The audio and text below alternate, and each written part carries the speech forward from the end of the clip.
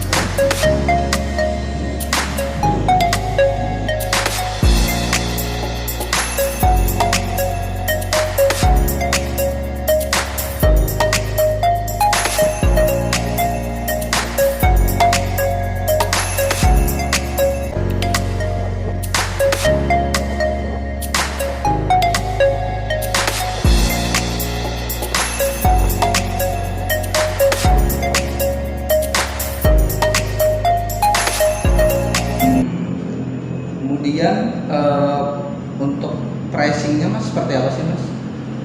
Range-nya ya? Dari paling murah sampai dari 200 juta ada, dari 150 juta itu paling murah loh ya. Rumah-rumah yang paling ujung artinya ya di daerah kabupaten, rumah kampung sampai rumah yang apa ya premium sampai rumah yang benar-benar ini. Artinya kalau misalnya ada teman-teman kita pengen ada properti tapi dengan budget berapapun Mas Putut bisa ngasih referensi ya? Tergantung dia mintanya di mana. Iya. Disesuaikan 200 juta kita bisa merekon ya. Tergantung lokasinya dia Oke. punya di mana. Terus Mas saya punya uang di 300 juta. Saya pengen tapi daerah kota. Nah, kita kan tidak kerja sendiri. Kita punya partner, kita punya teman-teman agent, punya teman-teman properti yang lainnya. Berarti Mas kita Putut nggak punya produk sendiri, Heeh. berarti kita bisa bantu ke teman-teman yang lain. Oh, bisa rekomendasi juga lah ya, seperti itu ya. Iya, kita harus nggak bisa kita harus jalan sendiri gitu. Karena kita dapat produk juga dari teman-teman, tapi juga bisa dari kita, dari klien-klien kita gitu. Dari apa produk yang tadi Mas apa namanya punya, ada kafling, ada perumahan juga, Ya. ada ruko. Nah, produknya apa sih Mas yang paling banyak diminati? Rumah sama ruko. Rumah sama ruko. Iya, tapi tergantung juga sih. Tapi setiap bulan ada aja yang kadang mereka yang baru apa itu pensiun gitu. Saya mau investasi kontrakan ya. Mereka minta tolong kamu tuh cari kontrakan. Ya gitu tergantung dari apa itu minat dari klien. Tapi kebanyakan sih rumah-rumah second sih. Saya kan mainnya di secondary ya. Secondary. Ya. Gitu. Tapi yang primary juga banyak yang mereka perlu, tapi prosentase mulai saya terjun di dunia properti tahun 2018 itu saya kan sudah keluar, sudah resign dari perusahaan kan, saya jalan sendiri. 2017 sorry. 2017 ya. Saya udah mulai jalan sekali sampai sekarang. Oke. Untuk cara jualannya mas, cara jualannya kan bisa ada yang online, ada yang Ya. offline juga, itu seperti apa sih mas? Ya ada yang mulai offline atau apa itu bisa melalui spanduk, kita kerjasama dengan pemilik propertinya seperti ruko, seperti rumah, seperti kafling, tanah dan sebagainya. Itu ada yang kita pasangkan, kita pasangin ya, Iya. kita tempelin nomor telepon kita gitu. Terus kita juga kerjasama juga dengan partner-partner kita, teman-teman agent. Jadi kita nggak bisa mengandalkan diri sendiri gitu. Kita juga harus berbagi info gitu. Kita juga yang kita masukkan ke OLT, kita masukkan ke Jual online ya Facebook kayak gitu. Untuk rata-rata omset sih mas per bulan atau per transaksi kisaran berapa? Setiap bulan itu tergantung dari kita. Kalau kita sewakan misalnya ruko gitu, ruko atau kita sewakan rumah, itu kita punya pendapatan nggak terlalu besar, kecuali dia ngambil 2 tahun atau 5 tahun gitu, masih lumayan banget. Jadi berkisar kalau sebulan minimal ya 20-an minimal. Kalau omset tertinggi mas, bisa tertinggi itu misalnya dalam satu tahun selama bekerja di properti atau mulai kita main secondary itu ya pernah sebulan dapat 200 juta, 250 pernah. Luar biasa. Ya kita kerja di, misalnya kan kalau misalnya kita penghasilan itu kan ada modelnya, kan ada sistem komisi, ada yang sistem markup. Kalau yang sistem markup itu penjual itu kadang saya maunya bersih segini gitu. Itu yang kadang yang kita bisa mainkan. Jadi kita juga harus komitmen juga sama penjualnya gitu. Kalau jam operasional mas, jam operasional dari mas sendiri biasanya sih fleksibel sih, ya nggak terlalu harus jam segini. Atau ada panggilan jam 6 pagi, sekiranya ada duitnya ya jalan, nggak ada duitnya ya nanti dulu. Iya kan?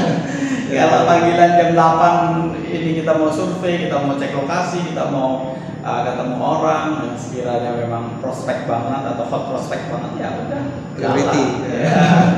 Prioritaskan gitu.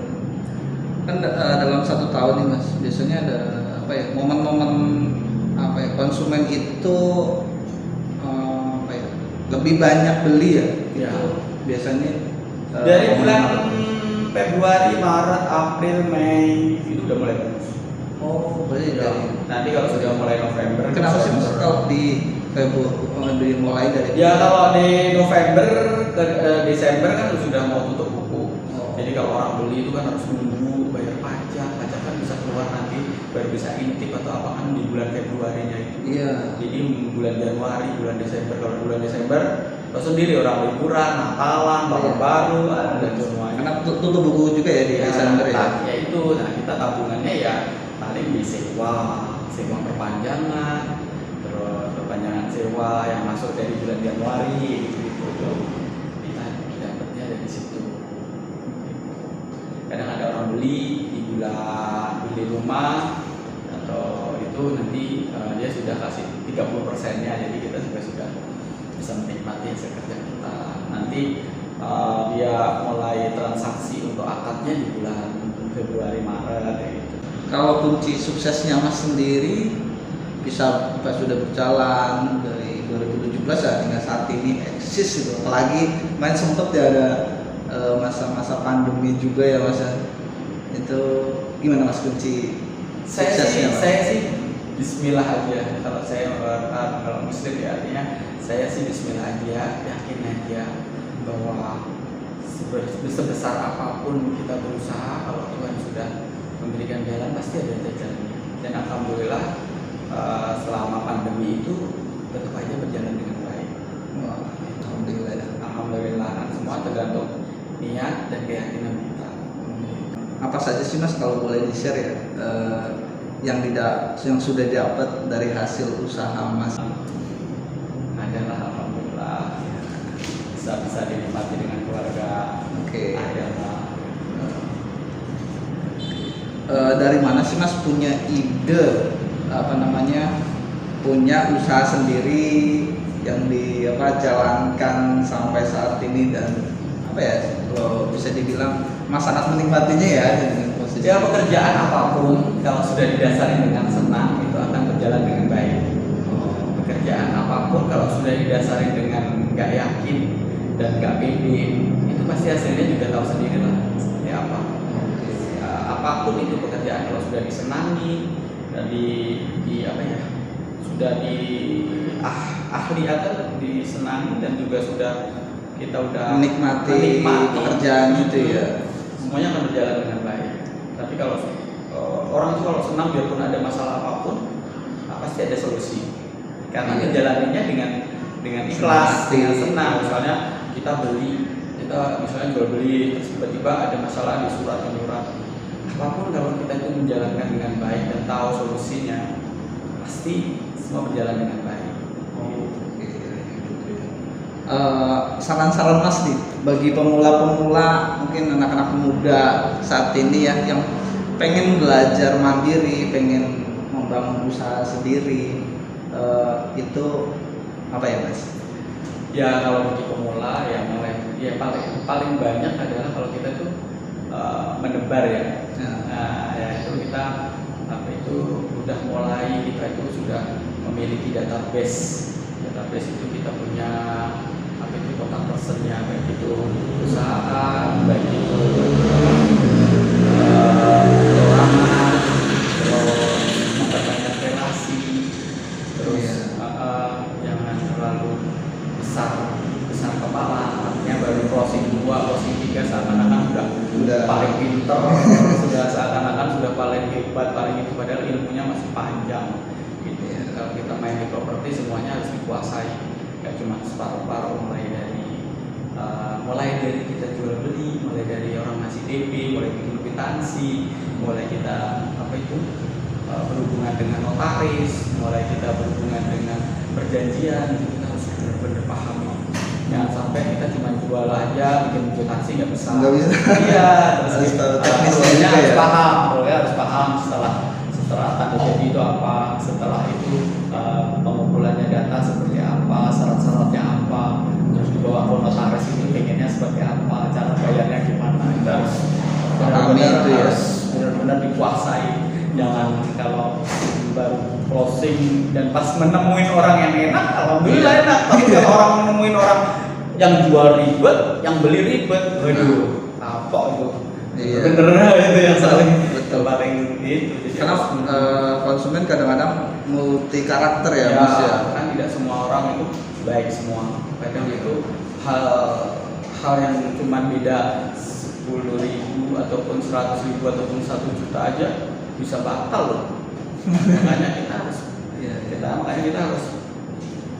pintar. Harus pintar itu artinya kita harus cerdik gimana orang itu bisa percaya sama kita, gitu, bahwa kita nggak, kalau ditanya nggak bingung gitu. Ini gimana Pak? Harus tahu. Sudah tahu dan paham ya, bisa ngasih solusinya. Tadi Mas Pudu juga sempat menceritakan pernah bekerja, kemudian sekarang punya usaha sendiri. Kalau boleh memilih nih Mas, milih bekerja atau punya usaha sendiri Mas? Sebenarnya gini, bekerja kalau kita menguasai produk itu juga dan menguasai produk dan cocok dengan pekerjaannya kita itu juga enak. Kalau bekerja yang kita tidak kuasai itu produknya, kita tidak kuasai itu pekerjaan kita, itu akan menjadi orang buat kita. Artinya nggak nyaman buat kita. Nah, kalau di luar pekerjaan kita sudah bisa berekspresi, mau ketemu ini sudah tidak ada pressure, sudah tidak ada tekanan dari orang, sudah benar-benar kita mengatur sendiri ya. Tas kita mau kemana. Tapi kita harus punya target, jangan sampai kita sudah bulan ini closing, kita bulan ini bisa jualan ini, bulan depannya kita nggak jualan. Jadi kita gimana, kita harus stabil, continue tetap pada transaksi. Bulan ini ada, besok harus ada, besoknya lagi harus ada. Karena kan kita pengeluaran kan nggak pernah berhenti terus berjalan gitu. Dan kita nggak dapat gaji. Gajinya yaitu ya kita berusaha. Apa Mas enak dan gak enaknya punya usaha sendiri Mas? Sebenarnya dibilang enak gak enaknya enak aja, karena kita nggak ngeluarin modal. Kalau untuk properti, karena kan kita bekerja sendiri, artinya paling apa sih yang dikeluarin nggak ada. Kita ketemu orang, kita kalau misalnya ditolak itu udah risiko. Tapi jarang sih alhamdulillah ditolak itu kalau kita sudah benar-benar ini. Dan kalau misalnya kita sudah lihat kok dari bahasa kita, misalnya orang ini udah nggak seret atau orang ini seret, itu udah kelihatan dari bahasa tubuhnya, dari cara ngomongnya. Kalau kita sudah berjalan bekerja di properti itu sudah paham orang ini punya duit atau nggak punya duit, itu udah paham banget. Jadi kalau kita nggak usah terlalu ribet menjelaskan sampai A sampai Z, jadi kelihatan orang ini orang ini punya duit dengan harga 1M, 2M, 3M gitu. Sudah kelihatan caranya, misalnya salah satu hal kecil aja, tinggalnya di mana, pekerjaannya apa, itu sudah membantu kita untuk bisa mendeteksi gitu. Usahanya apa gitu udah kelihatan, mobilnya apa gitu udah kelihatan. Oh bisa dilihat dari ya tidak semua orang punya duit itu selalu kelihatan dari usahanya atau apa. Kali orang nggak punya duit pun juga yang dia terlalu low profile juga banyak, tapi persentasenya nggak terlalu banyak. Sekarang orang punya duit itu kan lebih menjaga ini kan, penampilan, menjaga ininya gitu. Karena punya style juga. Ya, stylenya udah kelihatan gitu.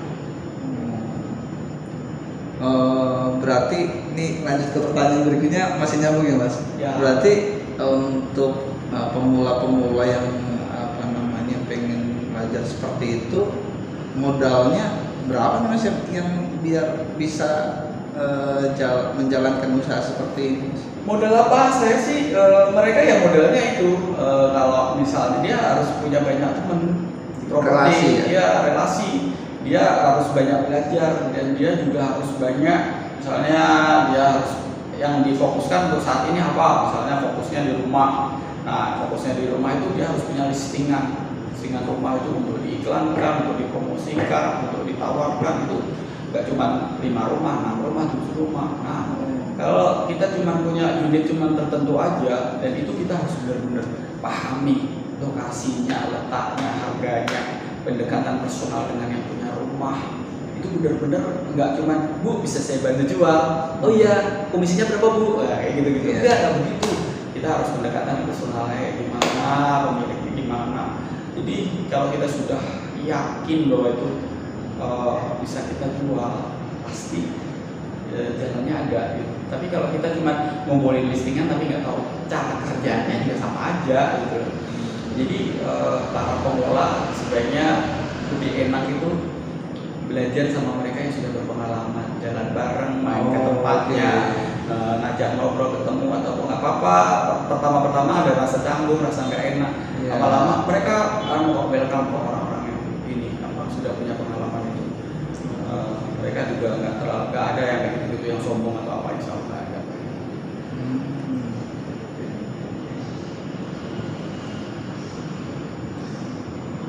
Harapan terbesar Mas nih yang belum kesampaian ya, atau cita-cita mungkin ya yang Mas pengen dicapai, apa nih Mas? Ya, cita-cita saya sih saya pengen memberikan yang terbaik, pendidikan yang terbaik buat anak-anak saya, terus gizi yang terbaik buat anak-anak saya, usaha yang terbaik buat keluarga saya. Luar biasa. Terakhir nih Mas, jika ingin teman-teman kita mungkin ada nanti ada rekan atau dari follower kita yang ingin bertanya-tanya nih Mas mengenai propertinya, baik itu mungkin ruko, entah itu mungkin perumahan atau kafling, bisa menghubungi ke mana? Bisa di WA saya di 0857 0857 700 700 12461. 12461. Ya. Oke. Langsung dengan Mas Putut ya? berarti Iya. ya? Oke. Oke. Dan ini mungkin sedikit lagi Mas, ada pendapat Mas Putut untuk prospek ke depan terkait properti akan seperti apa deh sih Mas di tahun 2002 ini? Ya, selama pandemi ini berjalan, artinya pandemi ini bisa teratasi, Iya. itu insya Allah ekonomi kita pasti akan berjalan juga dengan baik. Amin. Dan itu permintaan akan properti juga akan terus Baik. Ya, sebelum pamit kita mohon izin, nanti video ini akan kita tayangkan Mas. Kita punya channel di properti bisnis. Oke. Mohon izin dari Mas Putut untuk bisa kita tayangkan. Siap. Oke. Demikian teman-teman ngobrol-ngobrol kita dengan Mas Putut. Mudah-mudahan bisa menginspirasi buat teman-teman semua dan bisa membuat kita semakin semangat untuk mencari nafkah buat keluarga kita. Oke. Ya, terima kasih Mas Putut. Sampai jumpa lagi teman-teman di video-video berikutnya. Assalamualaikum warahmatullahi wabarakatuh. Waalaikumsalam warahmatullahi wabarakatuh. Face in your face.